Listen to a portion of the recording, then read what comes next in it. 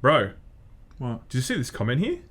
What is it? Someone just said that Layman Gaming episodes are too long. I'm just gonna leave this here. Let me tell you something you already know. World ain't sunshine and rainbows. It's a very mean and nasty place. I don't care how tough you are. It'll beat you to your knees and keep you there permanently. It's becoming more Arnold. It's coming way more You let Arnold. it, you, me, or anybody is gonna hit as hard as life. But it ain't about how hard you hit, it's about how hard you can get hit and keep moving forward. How much you could take and keep moving forward. That's how winning is done. Sam, sit down, please. Oh. I'm sorry. Can I ask I if don't that know was Arnold or Yeah, a little bit of Russian Sly. or Russian? Was it little bit- Ivan Drago? Was it Sly or was it Arnold? A little bit of Sly, a little bit of Arnold. What about Drago? I will, bro, destroy you.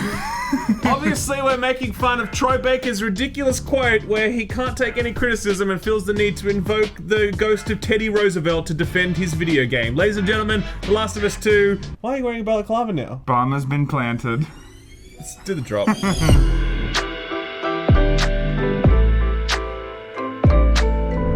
So, a lot of people are like, when is your spoiler review coming? Well, it's not coming. I've already done my spoiler review for Last of Us 2. It's on my channel. It was uploaded yesterday. It's titled Man-Eater is the actual game of the generation. And can I say, so many people were so disappointed in me. They were like, I really expected more from you, man. I'm so disappointed This in you, kind of Skill Up. shit posting is so beneath you. I'm like, have you not seen Layman Gaming? Do you have any idea that I have an entire separate channel that is just devoted to shit posting? Like, seriously. This is the most respected news channel out there. Young, is. I'm sorry, but we're more respected, I'm sure. Correct. I'm sure. So what's going on today, guys, is that Troy Baker, unfortunately, is making a bit of an ass of himself. Now, what happened this week was that Jason Schreier, video game critic / news reporting man, he's recently made the jump from Kotaku to Bloomberg, Yes. which means that we can't read his articles anymore because they're behind a paywall. I'm not okay? paying $1 a month, man. So- is it $1 a month? No, it's the business we want. So it's like $80 a month or whatever Oh for my Bloomberg. god. So unfortunately, we don't have a company we can charge that to, which means we can't afford Bloomberg subscriptions. Well, what we can So- do is wait for another publication Correct. to read Jason Schreier's, and then we cover the story. That's what we. So we still get Jason's great reporting. He recently put up a tweet that said this: video games are too long. Wow. Now listen, I just want to say that is so disrespectful. Yeah. I mean, I really expected more from Jason. It's very detailed. I really feel like there is very. He's really trying to make a serious and complete statement there. He is. I'm hurt by this. I really am deeply hurt. Thankfully, someone did come to the rescue, though. They did, and that person's name is Troy Baker. Okay, here we are. Now, Troy Baker, just so you know, he's the voice of Joel.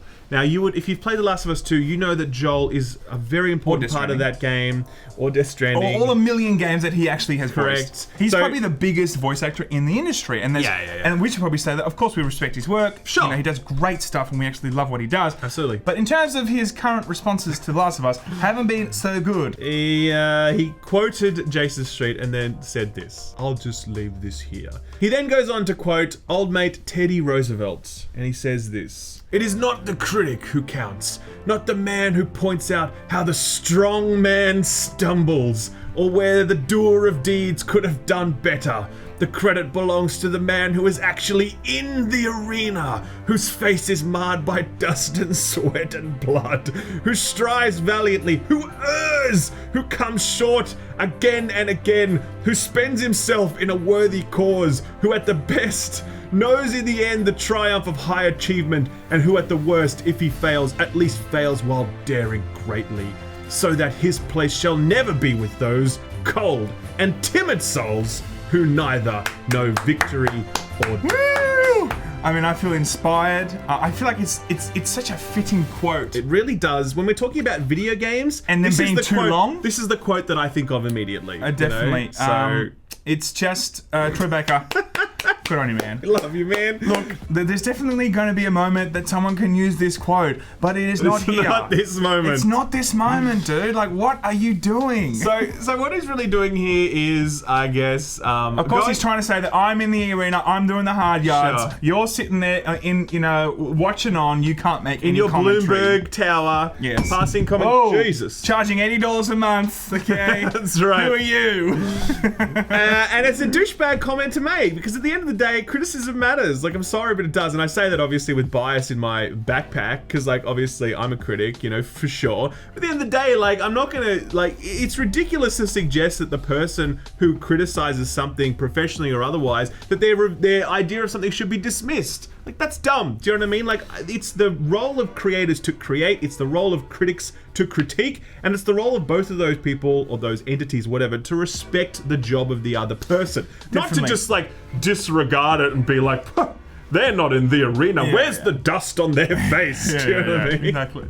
I also think that Troy has gone on to make some other interesting comments regarding review and how things are looked at before someone has even experienced it. He went on to ultimately, spoil some seriously good movies. A lot of people have already seen these movies. Fine. Okay? Citizen Kane. Okay, And Fight Club. Fight Club? What if I haven't seen Fight Club? What if I don't know the story? I don't know what happens in the end. Or Bruce Willis, man. That was a serious twist. That was a good twist. What he's ultimately saying here is... In a series of tweets. And these went out after his little spat with Jason Schreier. Exactly. He went on to spoil 3 or 4 major movies and ultimately try and put the point forward that, if something's spoiled within 2 hours, if you know the ending, if you know the story roughly...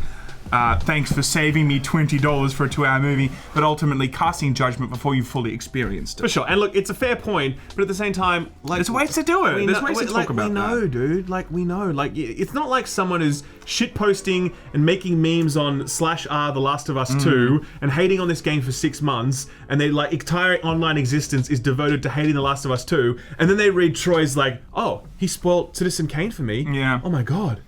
I see this entirely differently now. Why didn't I realize? I'm going to fully repent. Like, come on, man. Like, it's a waste of time. You just look like a douchebag. Definitely. And look, the last thing I want to say is, it'd be different if people were like, Troy Baker, your performance sucked or something. Yeah. I would understand if he was like, dude, what the hell? And he's defending himself. I don't think I've seen a single person come out and actually critique his performance, right? No. Like, I mean, even in this one, he gives a fantastic performance as Joel. Exactly. And it's a very central performance to the entire game because, as we know, Joel is the main character in the game. And he's there the whole time. He's there the entire time. He's playable all the way through. And at the end, he rides a dolphin to safety. Exactly so right. it's a very... sorry, I spoiled the ending of Last of Oh Us. man, now everyone knows the dolphin. Echo's coming back. That's Sorry, what's happening. Now, but all jokes aside, Troy is being a douchebag here. Being a bit silly. It's part of a general trend, though, where it seems like the creators have kind of gone to war with, different sections of the media and what have you. Obviously, earlier there was all these comparisons made to the Holocaust. One journalist actually said that in a world where every game is John Wick, The Last of Us 2 is Schindler's List. Jason Schreier took exception to that. Jason is Jewish, and he's like, listen, pump the brakes on that one. That's probably not the best comparison to make. There was lots of online discussion about whether or not that was justified. Neil Druckmann then retweeted Jason Schreier's little objection to it, basically weighing in himself. Right. Neil Druckmann is also Jewish, and so they obviously had different perspectives on it. Corey Barlog weighed in on that, unfortunately. Corey is a friend of ours. We wear that very proudly. We love Corey. We are Corey fans. But unfortunately, we don't agree with Corey on this one when he said that basically it's Jason's job to tear down developers. Yeah, I don't agree with that. That's not true, I don't think. I think Jason does very good work exposing sort of labor practices and, what's going on behind the scenes. I think Jason does good work. We love you, Corey, but we don't agree with you on that take, man. Yeah, I feel like definitely Jason is a fundamental part of the industry because, yes, he is exposing a lot of stuff and he's also giving a lot of the community a lot of information to so we can understand what's going on in the industry. For sure. Very, very important. Separate to that, there's also a little event that has occurred within Vice, which is actually quite unusual, or at least we think it's unusual, unless it's not that unusual, actually. A lot of places do it. Okay. Yeah. Well, Sony has reached out to Vice for clarification and for a bit of a discussion. Guys, we just want to talk about your review. We want to understand why you had problems with The Last of Us Part 2. Yeah, Vice was one of the few negative reviews that actually went out. Did Sony reach out to Skill Up? No, they did not. they But did like, not. and that's the thing. I will say as well, just on my perspective, Sony has been nothing but like fine and respectful and like courteous to me this entire time, throughout this entire review process. Had no problems with them whatsoever. So I just want to get that out there very clearly, because this story. No, but I think right of reply matters. You know what I mean? Like, that's the truth. That's my perspective. But I know other people have had different experiences clearly here with Sony and also with other publishers as well, as other examples have been raised. Definitely. So what happened here was that Sony apparently reached out to Vice. This was reported by Polygon, by Patricia Hernandez, who did a really fantastic article about how you just can't talk about The Last of Us 2 at this point. It's out of control. Basically, this Vice reporter said, the PR person felt some of the conclusions I reached in my review were unfair and dismissed some meaningful changes or improvements. His name was Zachney. He spoke to Polygon over Twitter. He clarified that the exchange wasn't confrontational, but it was nonetheless unusual, as the site doesn't typically have big publishers asking in an official capacity why a review reads the way that it does. Such things can happen, of course, though it is often with smaller developers or from publishers who have spotted a factual error in a piece that they wanted to correct. I was happy to unpack a bit of my reasoning, however, and received a perfectly cordial message in response. Naughty Dog's PR team declined to comment on Polygon's inquiry about its exchange with Vice. Interesting. I do Not think, good. Not good. Exactly. I do think that it's just way over the line for any business to jump on the phone with any publication, any YouTuber, any Twitch person, whatever, and be like, hey, we just want to understand, why are you giving... Yeah, that's not this?" okay. Are they trying to just subtly intimidate them? Are they trying to kind of set a precedent within that workplace that Sony's going to breathe down their neck if they don't like what they say in future? It just kind of feels... kind of weird and not cool, man. Not cool. Well, this is when other members of the games press went out and started talking about their own experiences with similar things, not necessarily with Sony, but in general. Lucy O'Brien of IGN, she says, on studios following up on reviews, I was once ushered into a room at E3 with a certain big name dev to make the piece after I was told he hated my reviews of his games. He told me I wasn't taking into account the families of the developers in his studio who had to work late. That's a big oof on that one. Yeah. There's also Alex Navarro here. He says, a lot of you are unaccustomed to being contacted by PR people when your review deviates from the expected Metacritic average, is more pointedly critical than the average review, and it shows. So he's implying there that this is pretty standard practice. Austin Walker, he says, in the rare case that you're dealing with someone with hopes as high as their skin is thin, the phone might even ring before your review is out, with code being contingent on how well the call goes. What do they want to talk about? You know, just checking in to align some stuff. Talking about sort of like subtle pressure. Imran Khan also said, or in a case I heard about recently, they want to know who is going to review their game, you know, to tailor the guide to them and all that. Interesting. And then there's also Mitch Dyer, also of IGN, who says, I showed up at a Dead or Alive preview at E3 and spent the entire time discussing my very negative Ninja Gaiden 3 review with the producer who worked on both games. It was civil, and I think gave us both a bit of closure, but it was blindsiding and awkward.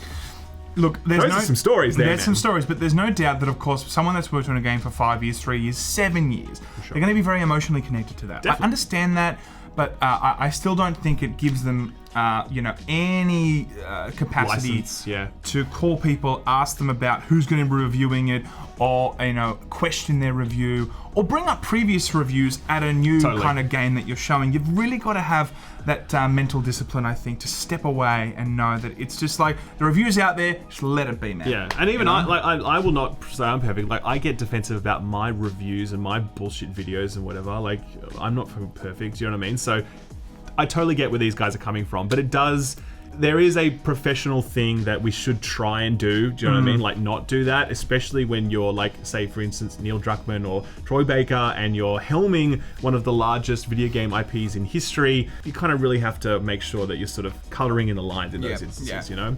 I don't know, whenever you get like a 94 like ratio, you're like, what the hell, man? What the hell? I know, I'm like, what? No, but like 94 is bad on 94 is bad on like ratio on YouTube. Anything bad. below 97, you're like, what did I do wrong? Yeah, big time. So, big time. look, it generally folds into a very negative kind of environment when it comes to Last of Us 2, as we all know, and this is what's really good about this Patricia Hernandez article on Polygon. I recommend giving it a click. Sam will leave it in the description below. I mean, I always do, guys. And it really just talks about the fact that it's a minefield. You just can't talk about this game. Literally yesterday, with my like man-eater shit-posting meme review, people were getting so legitimately offended and upset that I would dare make a parody review of Man-Eater while referencing The Last of Us 2. Like, they were like, they were moved and like angered and just upset. And you're like, dude, we've lost perspective here, man. We've lost the plot. You know? I feel like this is definitely one of the most heated discussions we've seen in gaming in a long time, if not like the most. Like Death Stranding, there was still a civilness to it. There was like you know, like except when Kojima said Yes. that Americans don't get it because they just Yes. like shooty games. 100%. But like even between people that were playing it, I didn't feel like a lot of people were like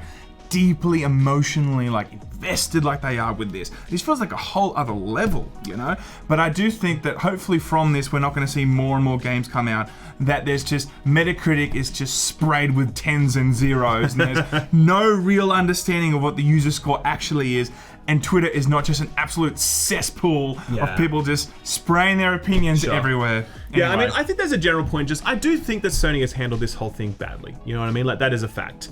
And Naughty Dog in general. Naughty Dog, but I think specifically Sony, because we look at the leaks and the way, and they happened, and then the way that Sony tried to lock down those leaks with DMCA strikes across so many channels was not okay. Like, okay, yeah, sure, protect your copy, protect your IP, sure, but they went too far with that, and everyone knows it. I think the review restrictions that they put in place were ridiculous, and everyone's been on record about that, you know, and they were just too much. They were too much, and I think they really poisoned the well when it came to these reviews because people felt cheated about that, and so that's a problem. Then you've got obviously the post-release stuff where, like, you know, Naughty Dog staff are kind of all over Twitter being defensive of their work. Again, understand why that's the case, but at the same time it just creates a very combative environment. And now you've got Sony, you know, in this one instance with Vice contacting them. It's not been handled well by Sony, and I do believe that there's a lot of learning for them as in this.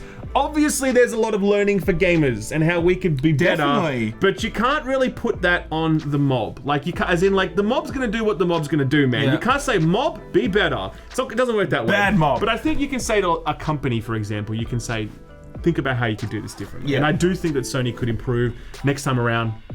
Ghost of Tsushima is next. I don't predict that will be as controversial. There's been no leaks up to this point. It's a cool ass samurai game. I feel like I think it's safer territory. I think it's but we will see. We will pretty cute. Yeah. Alright, we're out for the day. Laymen out.